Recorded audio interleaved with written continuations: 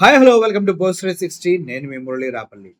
అయ్యా, మహానీయులు, గౌరవనీయులు చంద్రబాబు నాయుడు గారు, లోకేష్ గారు, పవన్ కళ్యాణ్ గారు, ఏంటి రాష్ట్రంలో ఈ అరాచకం ఇలా జరుగుతోంది? ఎందుకంటే మనం 10th క్లాస్ ఎగ్జామ్స్ వారంలో 5 రోజుల్లో ఫలితాలు ప్రకటించాం. కానీ ఏమైంది? బూమరాంగ్‌లాగా తిరిగి ఎగిరితంతే మొహాలు వాచిపోయినియి. వారం రోజులు సూపర్ ఫాస్ట్‌గా ప్రకటించామని చెప్పుకున్నారు. కానీ ఏమైంది?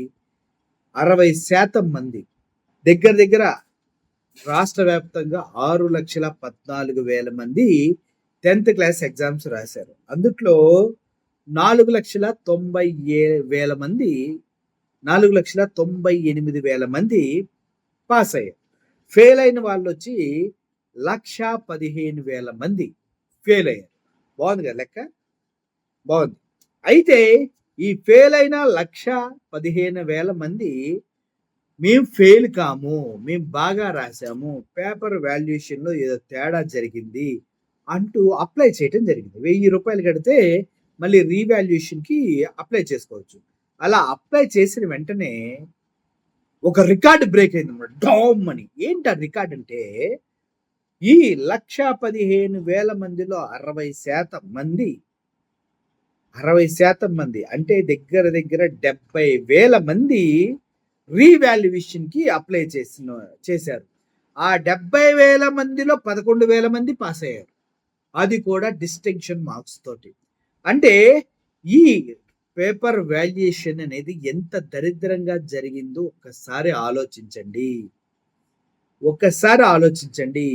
ఒక పాపకైతే సోషల్‌లో 21 మార్కులేసి ఇసిరినూకారు పేపర్‌ని మొహం మీద. నువ్వు ఫెయిల్ అయ్యావని.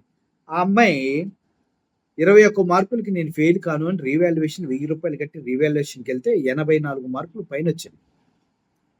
మరి ఇప్పుడు ఎవడిని ఏ చెప్పుతో కొట్టాలి? విద్యాశాఖ మంత్రిని కొట్టాలా? ఆల్రెడీ ఆయన కాలర్ పట్టుకుంటారని హెలికాప్టర్‌లో తిరుగుతున్నారంటూ బయట వార్తలొస్తున్నాయి. పేపర్ వాల్యుయేషన్ చేసిన వాడిని ఏ చెప్పుతో కొట్టాలి?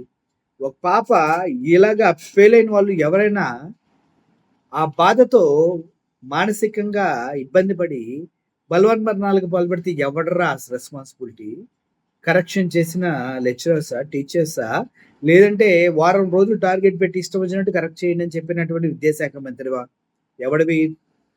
అంటూ ప్రజలు ప్రశ్నిస్తున్నారు సార్.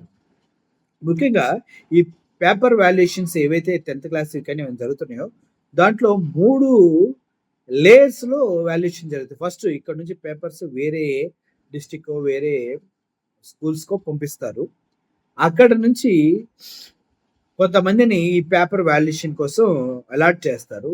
అలా పేపర్ వాల్యుయేషన్ అలాట్ చేయడానికి టీచర్స్ ఎప్పుడైతే పేపర్‌లు వాల్యుయేషన్ యేసుకొని మార్కులు వేసుకుంటూ వెళ్తారో దాన్ని కౌంట్ చేసిన తర్వాత మళ్ళీ దాన్ని ఇంకొక హైయర్ అఫీషియల్ వచ్చి ఆ పేపర్స్‌కి సంబంధించినటువంటి మార్కుల్ని కౌంట్ చేసి కరెక్ట్‌గా ఉన్నాయా లేదా చెక్ చేస్తారు. ఆ తర్వాత వీటన్నిటిని ఇంకో అధికారి అప్రూవ్ చేసి బయటికి పంపిస్తారు. ఇంత 3 లేయర్‌లలో పకడ్బందీగా పేపర్ వాల్యుయేషన్ అనేది జరుగుతూ ఉంది. కానీ ఇంత పకడ్బందీగా జరిగినా కూడా దగ్గర దగ్గర 1,15,000 మంది ఫెయిల్ అయితే అందుట్లో 60% మంది రికార్డ్ ఇది. అసలు ఇప్పటి వరకు 10th ఎగ్జామ్ చరిత్రలోనే 60% మంది రీవాల్యుయేషన్‌కి వెళ్ళటం అనేది జరగల. లోకేష్ గారు దాన్ని సాధించినందుకు మీకు hats off sir. Hats off.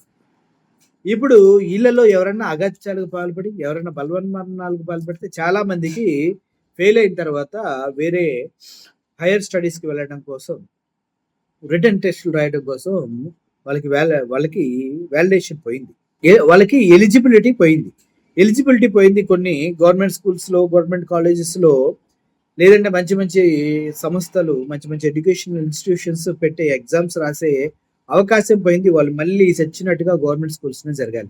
ఇదంతా కుట్రపూరితంగా జరుగుతుందా అంటే నాకు అనిపిస్తుంది ఏంటంటే పాపం వాళ్ళ మంత్రి నారాయణ గారు స్కూల్స్, కాలేజెస్ అన్నీ రన్ చేస్తున్నారు కాబట్టి గవర్నమెంట్ స్కూల్‌లో విద్యార్థుల్ని ఎక్కువ మందిని ఫెయిల్ చేస్తే 10th క్లాస్‌లో వాళ్ళని ఎక్కువ మందిని ఫెయిల్ చేస్తే అందరూ నారాయణ లాంటి గొప్ప స్కూల్స్‌కి, గొప్ప గొప్ప కాలేజ్‌కి వెళ్తారేమో అని ఆలోచిస్తున్నట్టుగా అనిపిస్తుంది. అంటే ఇందుట్లో ఇది మా ఊహాగానాలు మాత్రమే. కంటే అంటే నారాయణ గారికి హెల్ప్ చేయడం కోసం ఆంధ్రప్రదేశ్ ప్రభుత్వం అనేక విధాలుగా కష్టపడుతుంది. అందుకే ఇంగ్లీష్ మీడియం తీసేయటం గానీ, నారాయణ ఎడ్యుకేషన్స్‌లో స్కూల్స్‌లో, కాలేజెస్‌లో శ్రీ చైతన్యలో మీకు తెలిసినట్లయితే ఇంగ్లీష్ మీడియం ఉంటుంది. తెలుగు మీడియం చాలా తక్కువ ఉంటుంది.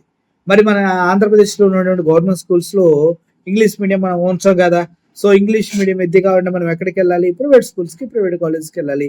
అవన్నీ ఎవరివి? వాళ్ళ పార్టీలో ఉన్నటువంటి కార్పొరేట్ విద్యా సంస్థల దిగ్గజం నారాయణ, శ్రీ చైతన్య ఇట్లాంటి వాళ్ళివే.